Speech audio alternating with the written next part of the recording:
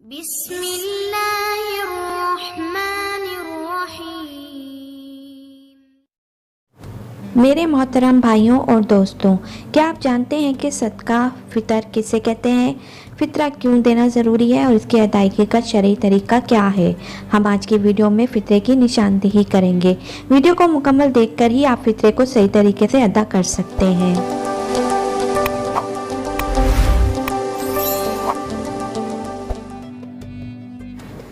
सदका फ़ितर माली इत्तफ़ाक़ है जिसका हुक्म हज़ूर नबी अकरम सल्लल्लाहु अलैहि वसल्लम ने ज़कात से पहले उस साल दिया जिस साल रमज़ान का रोज़ा फ़र्ज़ हुआ। सदका फ़ितर गरीब और मस्कीनों को दिया जाता है। इसको फ़ितराना भी कहते हैं।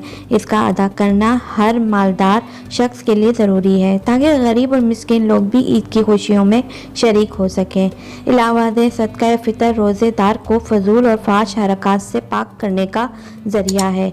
हज़रत इब्न अब्बास रज़ी अल्लाह ताला अन्हा से मरवी है कि हज़ूर नबी अकरम सल्लल्लाहु अलैहि वसल्लम ने सदका फ़ितर को इसलिए फ़र्ज़ करार दिया है कि ये रोज़ादार के बेहुदा कामों और फाश बातों की पाकी और मसाकीन के लिए खाने का बाइस बनता है।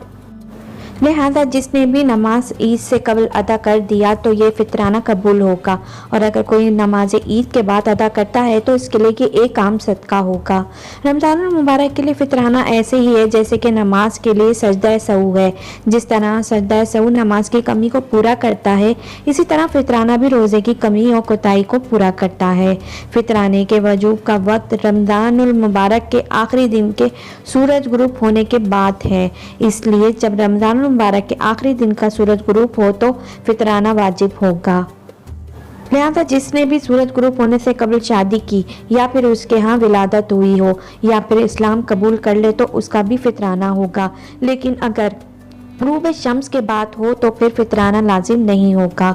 जो शख्स चांद रात को फौत हो जाए और इस पर फ़ितराना हो तो अहमद इमाम ने इसकी सराहत की है कि इस पर फ़ितराना वाजिब होगा।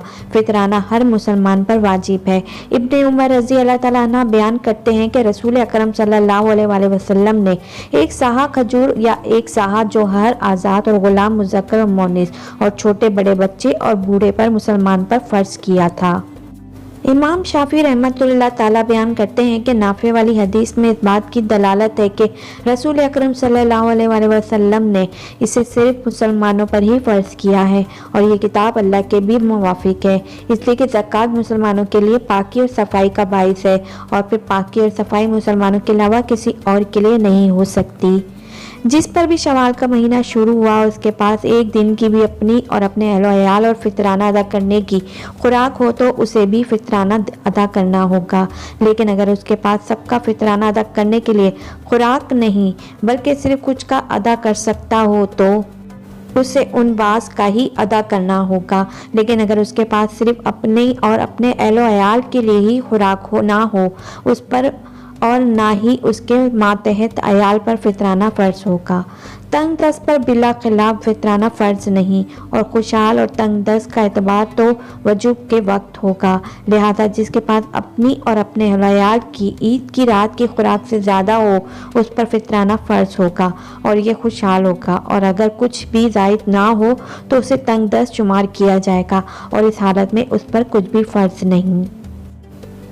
प्यारे भाइयों और दोस्तों, फ़ितराने की अदायगी जितनी जल्द हो करनी चाहिए और कोशिश करें कि फ़ितरा किसी मजबूर और ज़रूरतमंद को ही दिया जाए। अल्लाह तबारक व तआला से दुआ है कि वो हमारे रिज़्क़ में बरकत अता फरमाए और हमें हर बुराई से पाक रखे। आमीन। उम्मीद है कि आपको हमारी आज की वीडियो पसंद आई होगी। हमारी अगली वीडियो देखने के लिए हमारे चैनल को सब्सक्राइब करें और बेल आइकन पर भी क्लिक कर दें ताकि आपको हमारी हर न्यू वीडियो का नोटिफिकेशन फ़ौरन मिल जाए। आपको हमारी आज की वीडियो कैसी लगी ये हमें कमेंट बॉक्स में ज़रूर बताइएगा। अपना ख्याल रखिएगा। अल्लाह हाफिज़।